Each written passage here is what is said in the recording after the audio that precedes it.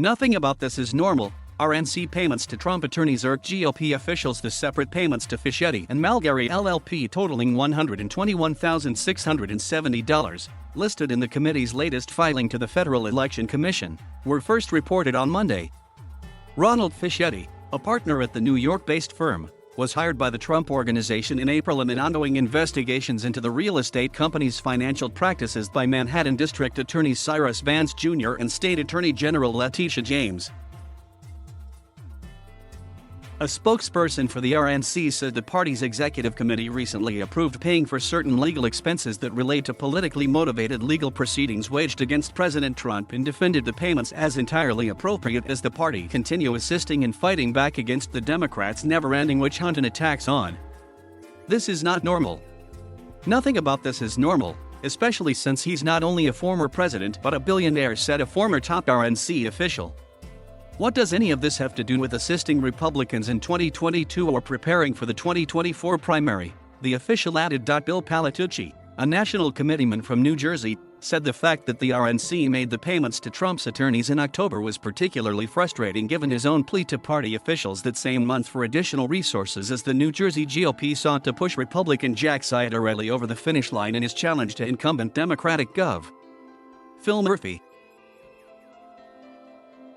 Though Murphy narrowly defeated Ciattarelli to win re-election, the unexpectedly tight race in a state that President Joe Biden carried by 15 percentage points in 2020 left Democrats reeling over what it could mean for their party next fall.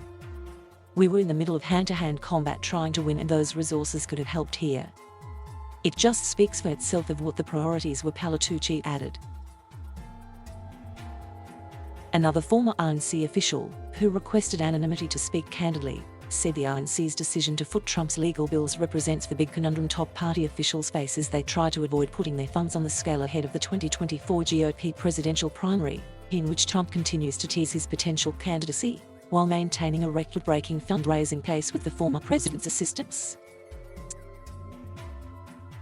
Trump helps them raise boatloads of money, but he's also likely to be a candidate for president, and it's only going to become more difficult for them to keep a distance, the official said, while also questioning why the RNC is having to pay for this when you have these super PACs taking in unlimited money for Trump. A third RNC official described the relationship between Trump and the National Party as a hostage situation, claiming that Trump could devastate the GOP if he decided to leave the party or encouraged his supporters to stop contributing to it at any point, including if the RNC no longer agrees to cover portions of his legal bills.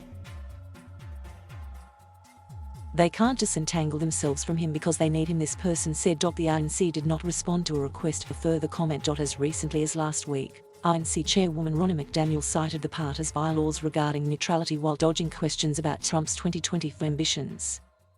I know you guys love jumping to 2024. I'm just not going to go there. The bylaws of the party are you have to stay neutral, McDaniel told reporters at a breakfast hosted by the Christian Science Monitor. There are no candidacies yet, so it's not really running afoul of that, but it sends a signal that it's going to at some point, the official said.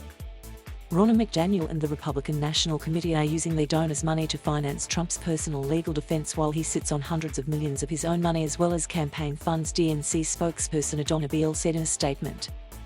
If we were the RNC's donors, we would certainly be asking questions. Trump has not been charged in either investigation into his business dealings in New York.